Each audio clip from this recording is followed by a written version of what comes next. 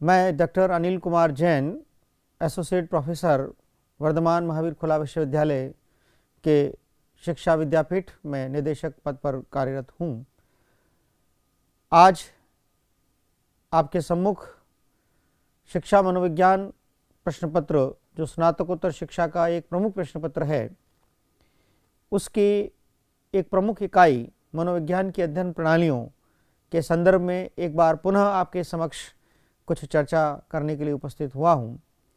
मित्रों, हमने पहले मनोविज्ञान की अध्ययन प्रणालियों के बारे में जाना, उन अध्ययन प्रणालियों के वर्गीकरण को हमने समझा और 3 प्रमुख वर्गीकरण की हमने बात की थी। और उन प्रमुख वर्गीकरणों में निरीक्षण प्रणाली, परीक्षण प्रणाली और विवरण प्रणाली, ये 3 वर्गीकरण की हमने बात की थी। और उस विवरण प्रणाली जो एक प्रमुख पक्ष और व्यापक पक्ष है, उसकी कुछ और प्रणालियों के बारे में आज हम चर्चा करेंगे। विवरण प्रणाली की एक प्रमुख प्रणाली साक्षात्कार प्रणाली मानी गई है। साक्षात्कार प्रणाली, अंग्रेजी में इसको इंटरव्यू मेथड कहते हैं, और जैसा कि स्पष्ट है, शब्द से स्पष्ट है, साक्षात्कार यानी कि किसी व्यक्ति के समक्ष उपस्थित होकर उसके सामने कुछ बिंदुओं पर प्रत्यक्ष वार्तालाप करना, कुछ जानकारियां प्राप्त करना, इसका मुख्य उद्देश्य होता है। जैसा कि साक्षात्कार के संदर्भ में कहा गया है, यह 2 या 2 से अधिक व्यक्तियों द्वारा किसी विशेष उद्देश्य के संदर्भ में की गई बातचीत ही साक्षात्कार के रूप में जानी जाती है। साक्षात्कार शब्द अंग्रेजी भाषा के इंटरव्यू शब्द का हिंदी रूपांतरण है। इंटरव्यू शब्द का उद्भव फ्रेंच भाषा के शब्द इंटरव्यू से माना जाता है, जिसका अर्थ है एक दूसरे को जानना या एक झलक प्राप्त करना अथवा दूसरे के आंतरिक विचारों को जानना।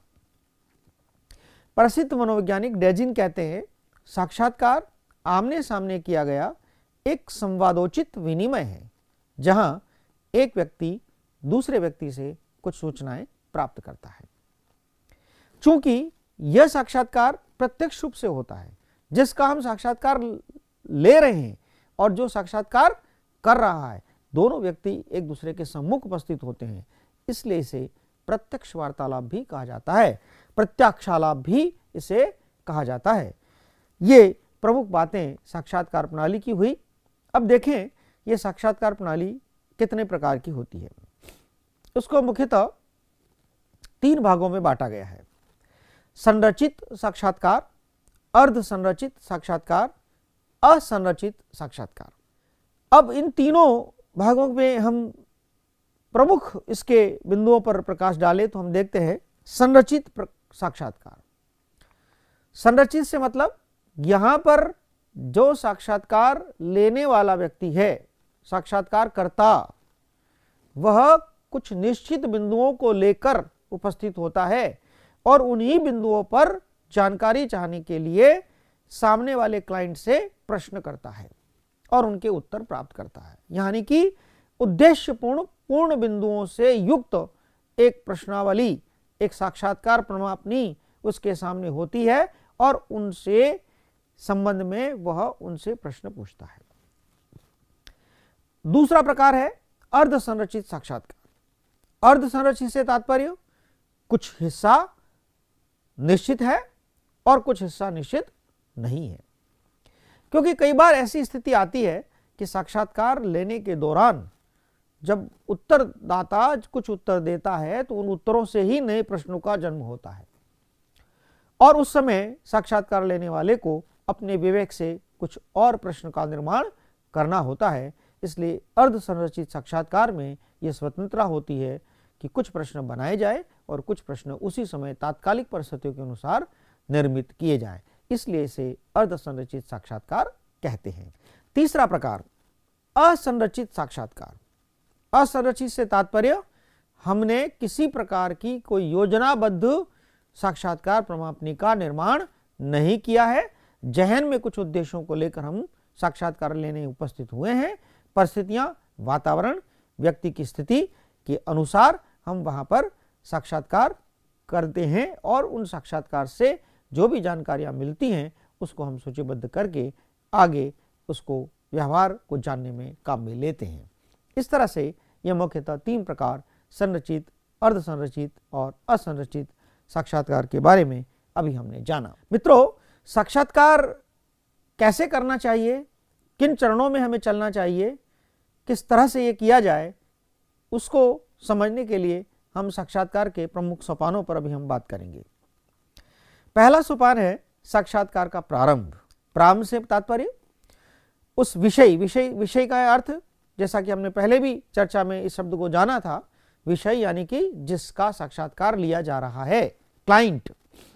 उस विषय से मिलकर साक्षात्कार की तिथि एवं समय निश्चित करना, विषय को उससे संबंधित सूचनाओं की गोपनीयता का आश्वासन देकर विश्वास प्राप्त करना कि भाई हम जो भी जानकारी आपसे प्राप्त कर रहे हैं वो पूर्णतः गोपनीय रखी जाएगी, या किसी निश्चित उद्देश्य के लिए, शोध के लिए, व्यवहार को जानने के लिए ये काम में ली जा रही है। इस सूचना को हम कहीं भी बाहर किसी के सम्मुख प्रस्तुत नहीं करेंगे, पूर्णतः गोपनीय रखी जाएगी, ताकि हम उसका दिल जीत सकें और वो साक्षात्कार के लिए मन से हमारे सामने उपस्थित हो सके। दूसरा सोपान है साक्षात्कार का मुख्य भाग। मुख्य भाग से मतलब यहां पर हमें जो प्रमुख बातें करनी है वो मुख्य हिस्सा है साक्षात्कार का। तो प्रारंभिक वार्तालाप के उपरांत साक्षात्कार लेने के उद्देश्य को स्पष्ट करना कि भाई मैं क्यों आपका साक्षात्कार लेना चाहता हूं। फिर आंकड़ों की स्पष्टता हेतु मूल साक्षात्कार के प्रश्नों के साथ पूरक प्रश्नों का उचित प्रयोग करना। उचित से यह तात्पर्य है कि जो रिलीवेंट हो, है ना, जो हम जानना चाहते हैं, जिन प्रश्नों से संबंधित अगर पूरक प्रश्न भी बना रहे हैं तो पूरक प्रश्न भी उससे संबंधित होने चाहिए, उद्देश्यपूर्ण होने चाहिए। ये सारी बात साक्षात्कार के मुख्य भाग में आती है।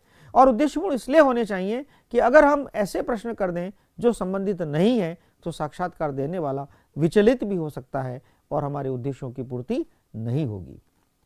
तीसरा, साक्षात्कार का समापन।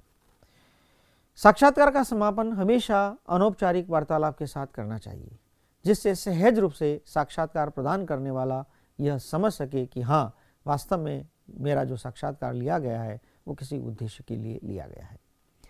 इसके बाद जो हमें आंकड़े प्राप्त हुए, यानी कि जो सूचनाएं प्राप्त हुई, उनका विश्लेषण करते हैं, परिणामों को सूचीबद्ध करते हैं, सामान्यीकरण करते हैं और व्यवहार को जानने का प्रयास करते हैं।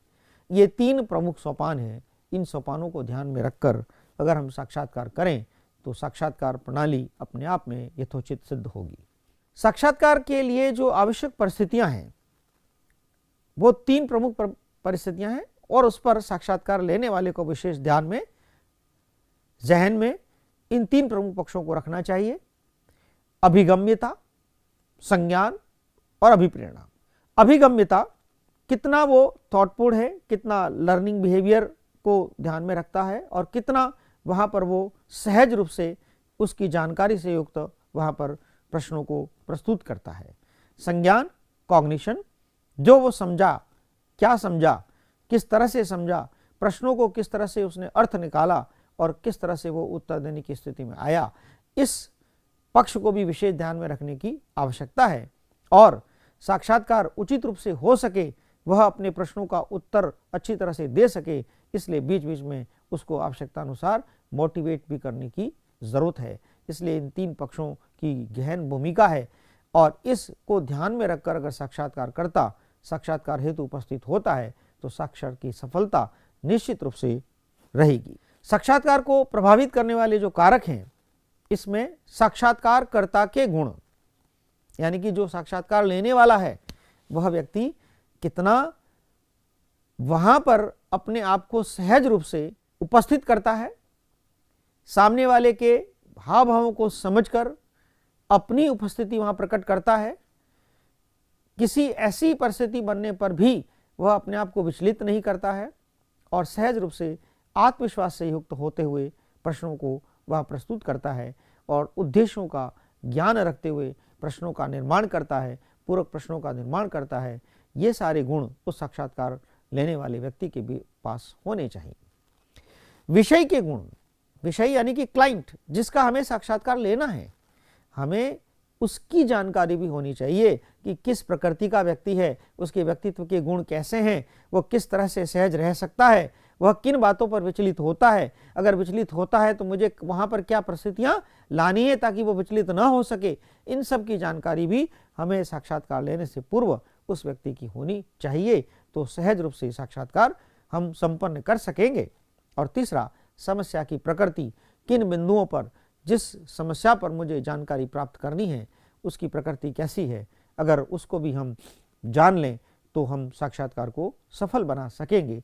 इसलिए इन कारकों की जानकारी भी हमें होनी चाहिए। दोस्तों, ये हमने जाना कि साक्षात्कार के क्या प्रमुख आयाम होते हैं और साक्षात्कार के क्या प्रमुख कारक हैं जो प्रभाव डाल सकते हैं।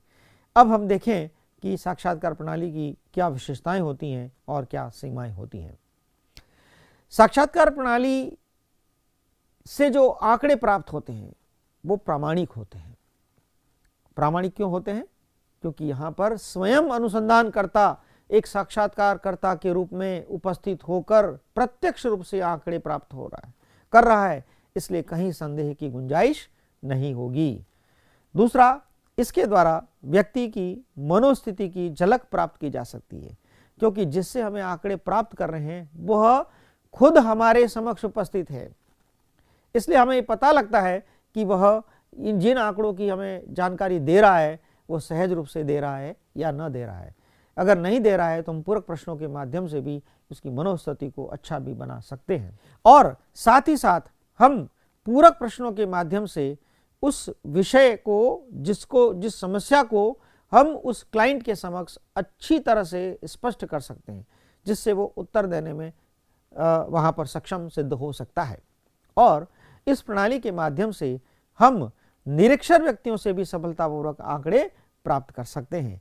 कोई ज़रूरी नहीं है कि हमें जिससे आंकड़े प्राप्त करने हैं वो सभी शिक्षित हों, लेकिन जानकारी तो लेनी ही है, और अगर वो निरक्षर है तो साक्षात्कार से उत्तम कोई साधन हो नहीं सकता, क्योंकि व्यक्ति चाहे निरक्षर हो लेकिन जन्म से वो बोलना तो सीख ही जाता है और उसकी बुद्धि का विकास तो होता ही है, इसलिए प्रश्नों को समझकर उत्तर देने की स्थिति में वो अवश्य होता है।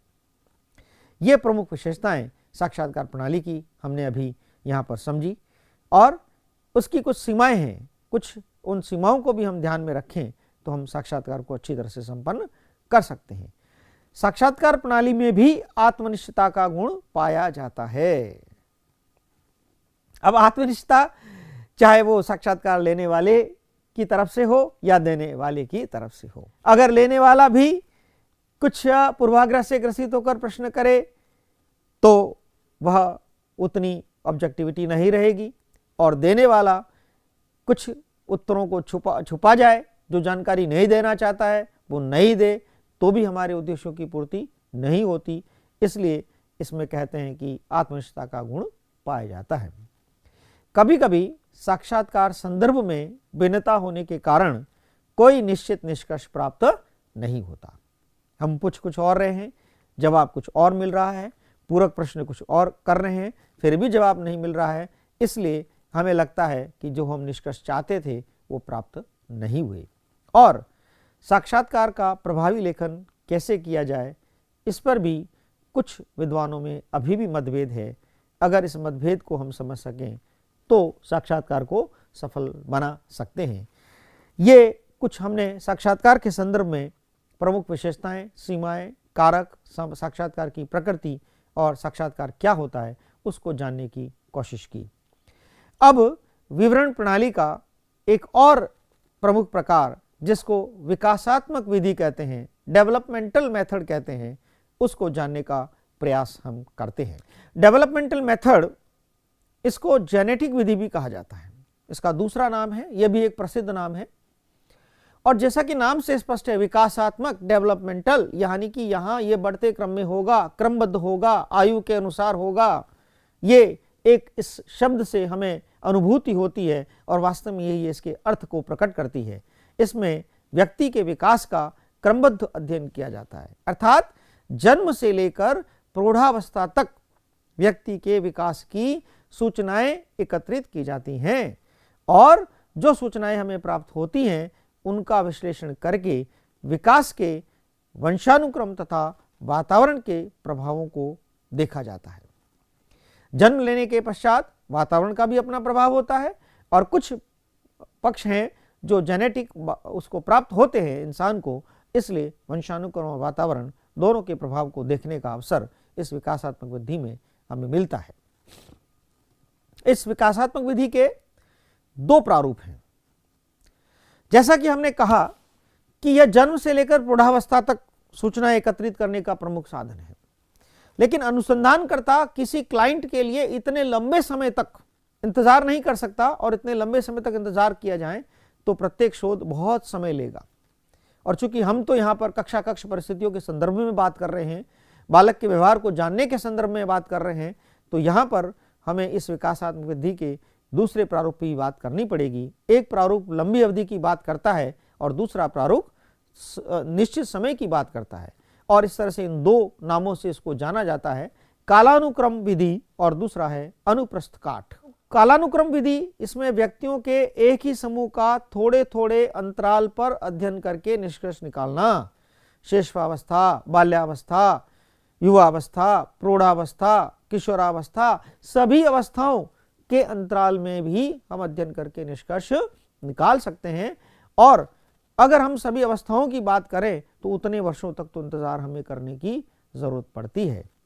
लेकिन दूसरी जो विधि है अनुप्रस्थ काठ, इसमें हम क्या करते हैं, भिन्न भिन्न आयु स्तर के अनेक समूह बना देते हैं और उन अनेक समूह का एक साथ अध्ययन करते हैं। जैसे हमें जन्म से लेकर प्रौढ़ावस्था तक की बात करनी है तो हमने शैशवावस्था एक ले लिया, हमने बाल्यावस्था का एक ग्रुप ले लिया, किशोरावस्था का एक ग्रुप ले लिया और वयस्कावस्था का एक ग्रुप ले लिया, और हमने इन सभी समूह से एक साथ जानकारियां प्राप्त कर ली और जानकारियां प्राप्त करके किसी एक निष्कर्ष पर हम पहुंच गए।